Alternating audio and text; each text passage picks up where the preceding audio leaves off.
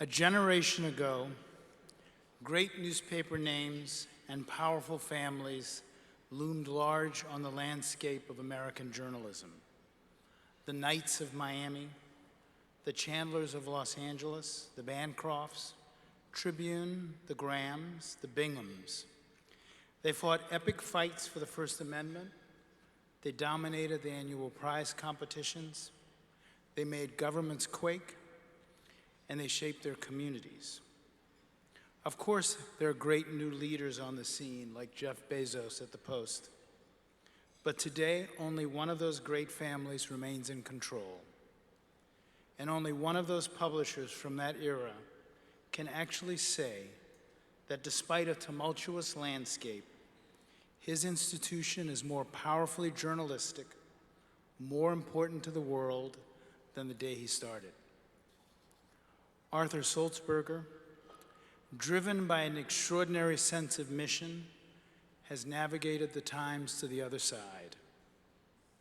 He's made a series of decisions that should be studied in business school, making the Times a national newspaper when that seemed foolhardy, ignoring those who said people would never pay for a digital news report, no matter how good, embracing a digital future when it seemed very, very far away, and protecting the quality and ambitions of Times journalism, often at great personal cost, when others set their sights lower.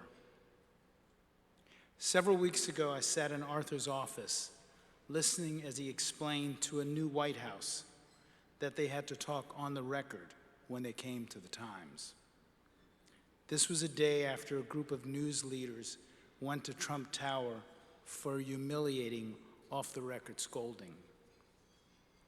I had two thoughts as I listened to him talk to the White House spokesperson. The first, is there another publisher who would be so bold? I don't think so. And then I had another thought. I'm honored to work for this guy. In that, I'm speaking for generations of journalists and all of my predecessors as executive editor. I'm also speaking for the newsroom that on Monday during the Pulitzer celebration erupted in applause when one speaker after another thanked him for sustaining greatness at the Times. This is why I'm actually thrilled to introduce him tonight, to present Arthur with the CUNY Graduate School of Journalism's Award for Journalistic Achievement. CUNY means a lot to Arthur with its commitment to diversity and its belief in crafting a journalism of the future. So congratulations to my friend, an historic figure in our craft, and the one newspaper man who has safely navigated his institution through a generation of change.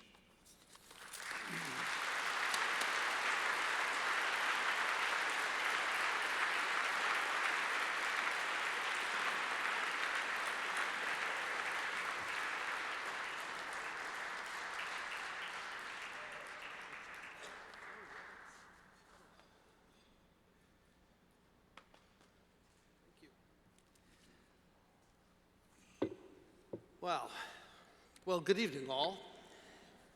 What a wonderful way this evening is. What a wonderful way to celebrate Thomas Jefferson's 274th birthday. Thank you, President Jefferson, for all you did to protect a free press in our country. And thank you, Dean, for that truly lovely introduction. Now, if I may, let me do a little bit of cheerleading. Dean has become one of the most important voices in journalism at a time that is incredibly important to our profession.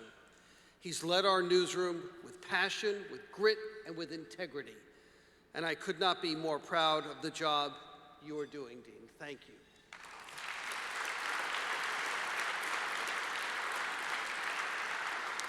It's also worth noting that CUNY's Graduate School of Journalism had the good sense to choose Dean as its speaker at its very first graduation ceremony in December 2007. Now, I'm not sure who I should speak to about this, but Dean was granted an honorary degree for his speech. And here I am But I don't believe that's part of the deal tonight. Sorry, Chuck. But seriously, it is a great honor to be recognized by the CUNY J School and to share the stage with my friend, Senator Chuck Schumer. Now, I remember when Chuck was in the House of Representatives back in the mid-1980s, I invited him to join me for an outward bound course in the mountains of western North Carolina. For those of you who are not familiar with Outward Bound, it is a leadership program that teaches values including compassion, integrity, excellence through challenging expeditions in the great outdoors. So naturally, I thought of bringing a Brooklyn boy. Now, the centerpiece of that trip was this ropes course, which dares you to solve problems and overcome doubts while navigating an obstacle course of beams and cables suspended high in the sky. Chuck excelled. And now, as I look back at this, I can't think of any better training for the work that you are doing in Washington today. Unfortunately, Senator, while you always had someone on our trip to partner with, I'm not sure who in Washington has you on belay right now, unless you count the New York Times editorial page. Most of the time. And by the way, thank you, Chuck, for your op-ed in Tuesday's paper. I'm truly honored to be here tonight and immensely grateful to be an honoree, and I want to thank Sarah Bartlett and Chancellor Milliken and Chairman of the CUNY Trustees, Bill Thompson. Bill is another Outward Bound graduate, I am happy to note, as is Steve Ratner. See, the links really do get interesting. So I want to also recognize my dear friend Steve Shepard and Matt Goldstein, who together got this school off the ground over 10 years ago. And to my colleagues tonight, to many colleagues in this room, and even I've run into a number of former colleagues, and to my family, thank you all for being with me this evening. Thank you for being here.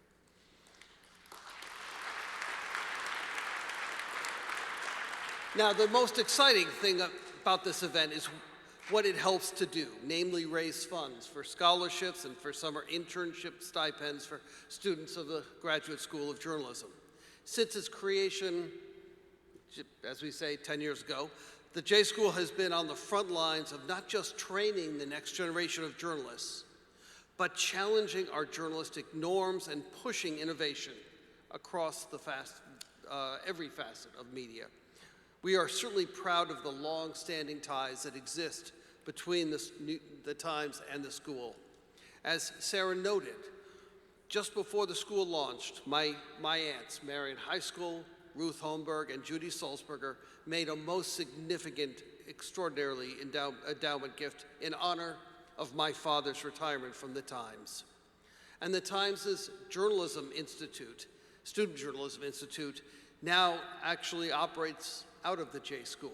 And the Institute serves as a 2-week journalism boot camp for collegiate members of the National Association of Black Journalists and the National Association of Hispanic Journalists. And increasing the diversity of our newsroom and newsrooms all across the country is critical to our ability to produce a richer, more engaging, and more relevant news report. The Institute is making this happen, and I offer as proof the fact that at least 18 of them, alums of that program, have been hired by the Times in the past years.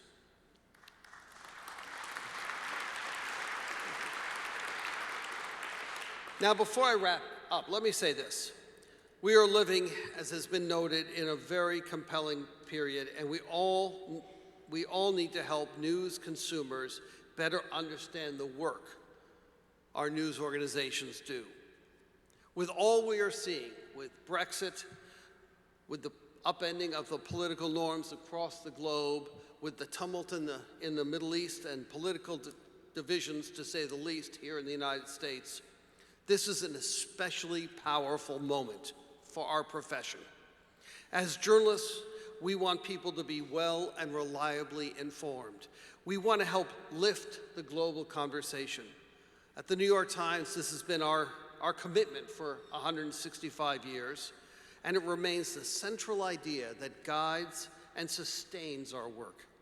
Looking around this room, I know we are not alone. We believe the role of the press is critical to our democracy, as Thomas Jefferson knew well. And we will do everything in our power to fulfill our responsibilities. I've been at this business for well over 40 years, half of that time as publisher of the Times. Everything I've worked towards has positioned us to cover the biggest story of a generation. As I think about how we will all rise to meet the challenges, I'm reminded of Outward Bound's guiding principles, which is to serve, to strive, and not to yield. If there's ever a lesson for all of us to keep in mind today as journalists, it's that. I will do my best in the time I have remaining in this incredible business to do this recognition proud. So thank you so much for this wonderful honor. God bless you all.